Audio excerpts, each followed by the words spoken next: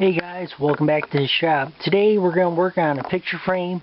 I already went ahead and rough milled some mahogany I had. It's a little bit wider than I need so we can safely run the profile. The profile we're using today is a door making bit. Because of its height here of 2 3/4 of an inch and the amount of material we're removing, we're going to take it off in multiple passes. I'm all set up ready for the first pass.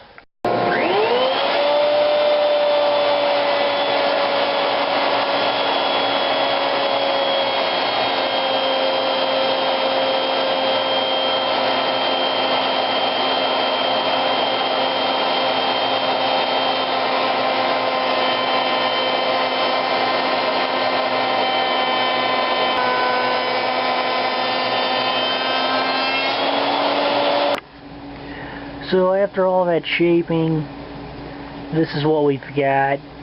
So the first thing to do is to cut a rabbet on this edge here. So I've got the saw set up ready to make the first of a couple rabbet cuts we need to make. I've got a flat tube rip blade and a featherboard to hold stock in place.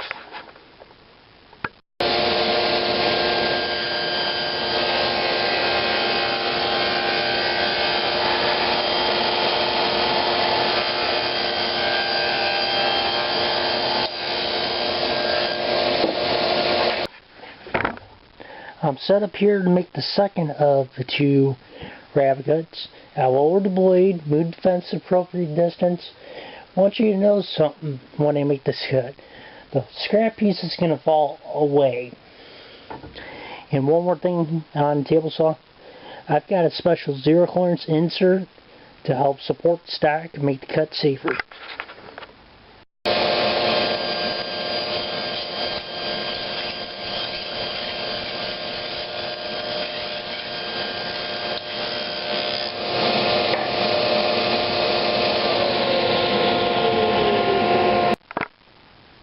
So off camera I ran a second rabbet. I ran a larger rabbet. You'll see what that's for in just a minute. But the first things first, I need to separate this little piece from the big piece. And let's get the saw set up and I'll show you how we're going to do that. It's just like the rabbets. The scrap piece will fall away from the blade, as you'll see in just a second.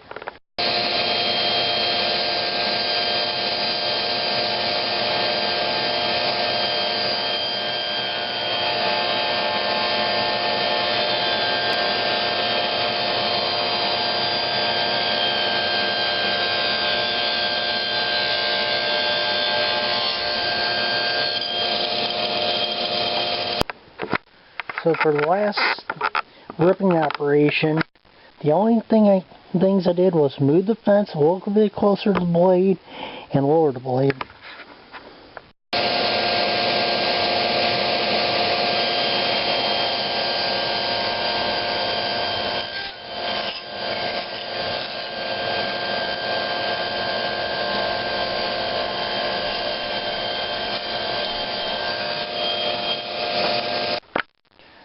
So now you can get the entire molding profile. I have a nice deep rabbet for my object here, and I got room for my backer panel. So tonight, before I call tonight, I'll glue these two pieces together, and tomorrow we can start the mitering.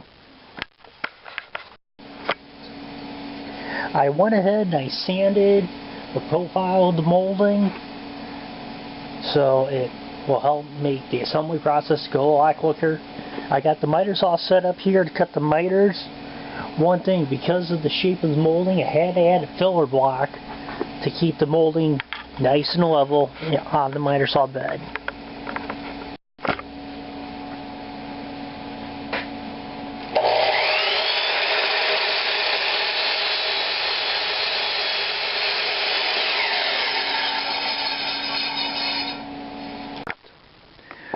Here's the frame dry fitted. It fits really well, so I'm going to go ahead and glue it up, let it sit in the clamps for a couple hours, and then we'll put some splines in the miter joints.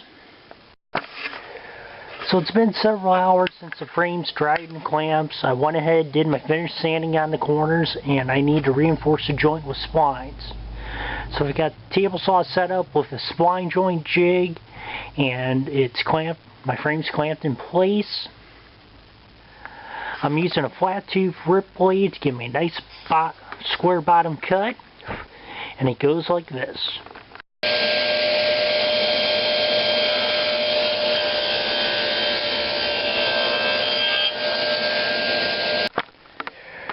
So with the splines cut, I just resawed them on the bandsaw and then smoothed them out with my hand tools. I went ahead and I got them just dry fitted in place.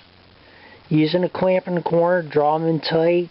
I'm going to have to add a clamp this way to bring them down to close up the gaps. But I'll glue them in place, let them dry for a few hours, trim off the excess, and then it's on to the finish. Well, ladies and gentlemen, I went ahead and applied the finish. I've got the back screwed on, and let's take a look at the finished product.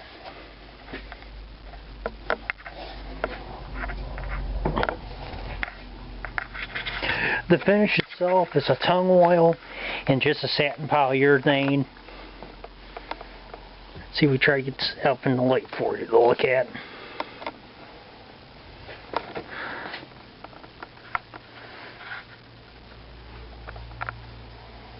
And there you go. So there's the finished product. Hope you guys enjoyed the video. Get on out and shop and build something, will you?